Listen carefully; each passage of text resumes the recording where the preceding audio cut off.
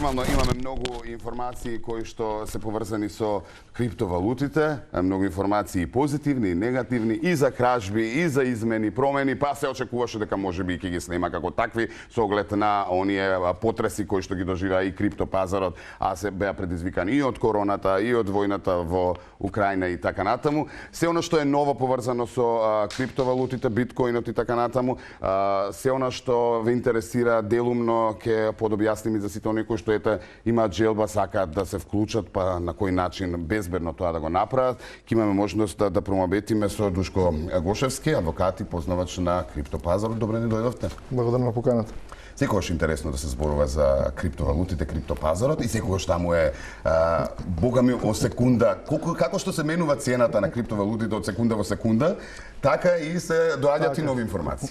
А плюс има и трендовски нагорни линии. Посебно интересно кој имаме трендовска нагорна линија, а таа имаме сега во последните 10-15 дена. Да. Од каде би почнале? Би почнале нели од она што се случи или раздрамувањето на криптопазарот со затворање на последно Genesis, FTX претходно и така натаму.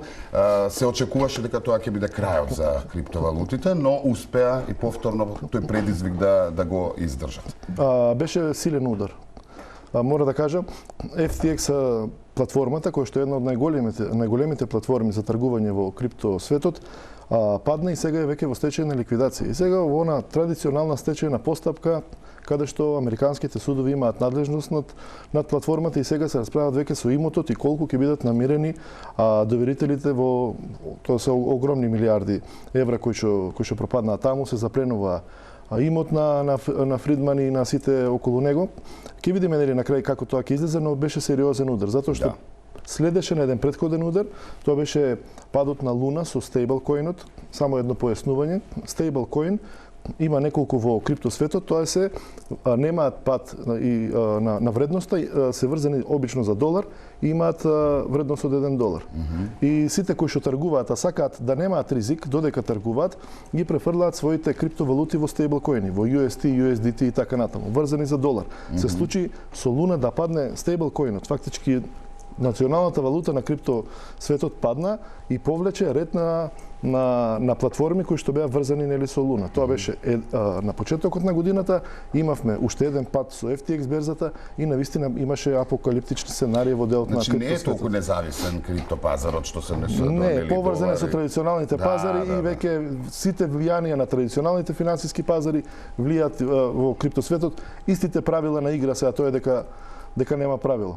Само да ве потсетам, минатата година сите зборуваа дека биткоинот ќе достигне $100,000, он падна испод 20. Оваа година сите финансиски проекции на аналитичарите беа дека ќе се сруши под 10,000, сега расте, значи нема правило. Буквално нема правила и нема очекувања. Така. Очекувај го неочекуваното, што се несо до криптопазарот. Тоа е единствено правило. Да, се врати надеж, па повторно имавме пад, сега повторно имаме зголемување. На што се должи тоа? Рековме нема правила, но во секој случај мора по нешто да се водиме.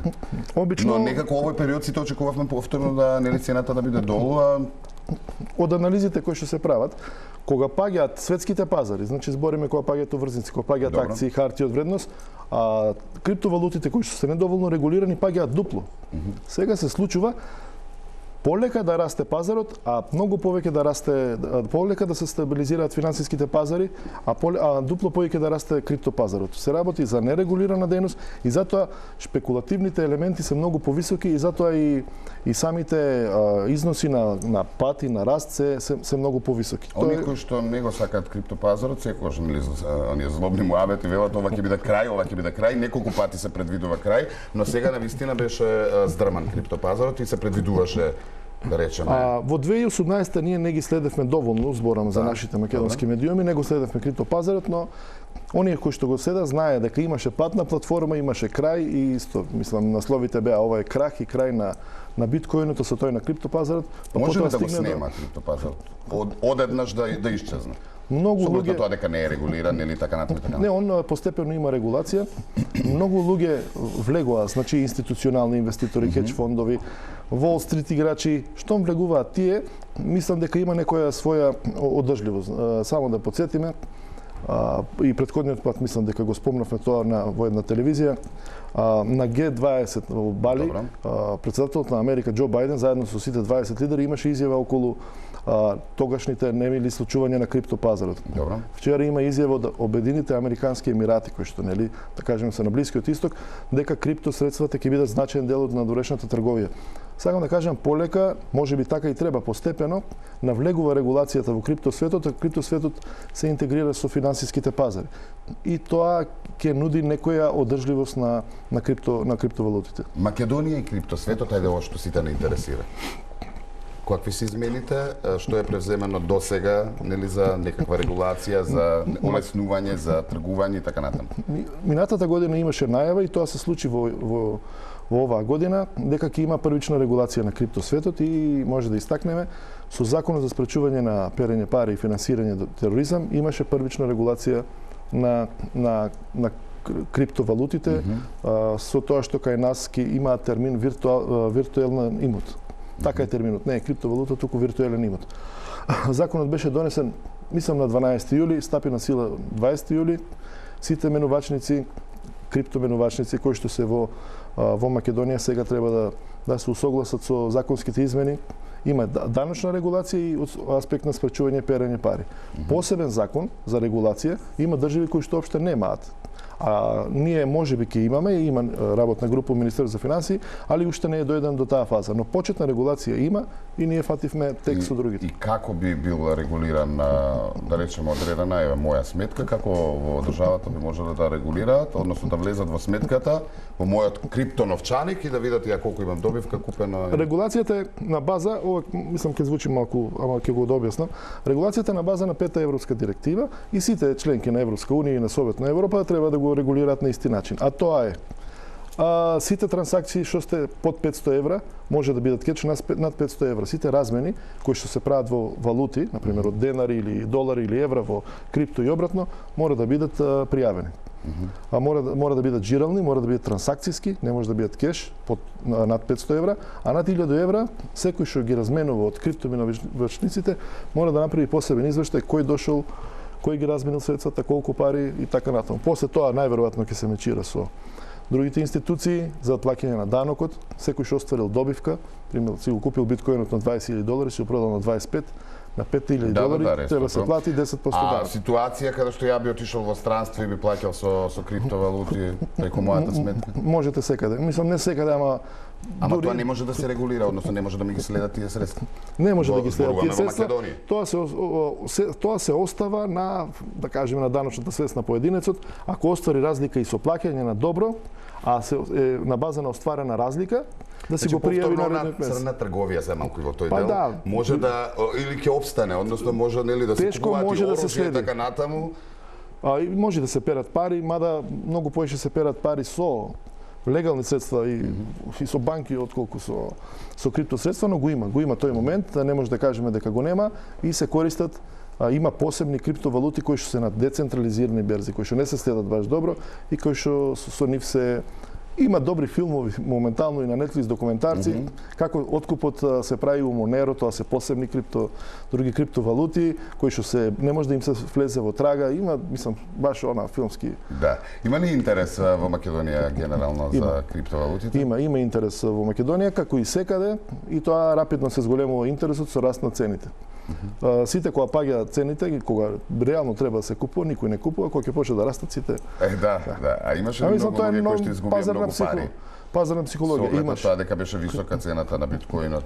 Имаше особено оние кои што многу рано влегува во ова и кои што на многу ниски цени имаат направено пари. Збориме 2017-18 кога нели биле испод цена и кои што има рапиден раст од 10, 20, 30% на своите средства. Со падот им изгубија многу. Значи има луѓе што имаат изгубено милиони. Да. Сега она на што сакам да апелираме, сите оние кои што нели крипто информациите се достапни и се повеќе луѓе и сакаат да се вклучат, нели, барем со нешто, можеби не многу, како велиме, она што го имаш како заштеда, она што можеш да си го дозволиш, би можел да го вложиш, не вложувај животна заштеда, нели, нешто што... Никако. Дури има препораки од инвеститори максимум 5% да ви се во ризични средства. Значи од инвестицијското портфолио што го имате, колку имате уврзници, колку на денарска сметка, колку на девизна, максимум 5% да се во ризични криптосредства. Има една последна информација каде што Словенка сакала да вложи во криптовалути, па останала без 35.000 евра заради тоа што ја измамиле. Полицијата истражува, нели? Сакам баш во тој контекст за сите оние нови, како, на кој начин безбедно може да си набават криптовалути, да ги чуваат и нели да тргуваат со нив. Во кратки црти сега, тоа е долго. Јасно. Во 2021 50% од купените криптовалути се купени од луѓе кои што прв пат купиле. Значи рапидно и страшно брзо се шири инвеститорскиот циклус на луѓе кои што тек влегуваат.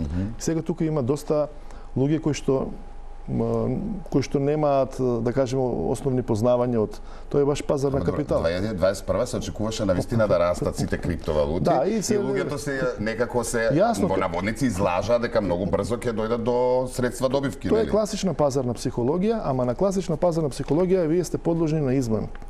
Таа не само словенската измама, значи имаме бројни измами со тоа што полицијата, особено федералните истражни биро во Америка, имаат посебни сектори кои што многу добро и брзо почнаа ги учат работите во криптосветот и почнаа веќе со завршница на одредени истраги. Најдоа крадени милиарди и милиони во Њујорк, имаше во Словенија сега полицијата истражува. Значи полека и органите на прогонот нели навлегуваат во сферата за може да ги ловат измами. Да, имаат повеќе искуство со. А јас секогаш мислам ние сме мека овде посебно на Балканот за измами. Мислам тоа е страшна работа. Да, така ни е програмиран мозокот да размислуваш на измама, не, да. Кога сме кај измамите, фино како вовет да опфатиме неколку наслови кои што беа најактуелни, нели, во светот и кај нас, и би сакал да ги прокоментираме, ќе бидат интересни и за гледачите. Така што ја би почнал прво со која е криптокралицата од Бугарија, која FBI ја бара за измама од 4 милиарди долари. И многу се зборува за неа. Познатата Ружа. Ружа, која што не може да ја најдат. Се работи.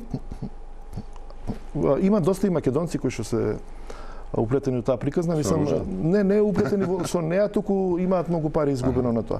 Она се нарекуваше криптокралица која што ќе го руши биткоинот. Излезе дека целиот систем околу OneCoin, тоа збориме за OneCoin, уопште не е криптовалута. И тоа беше она баш класична by the book по книга измама. Кај што се налепија 4 милиарди, мислам дека е од FBI, инаку мислам се смета дека 19 милиарди евра, бидејќи има FBI иде по истрага и колку е вкупното портфолио кое што е легално.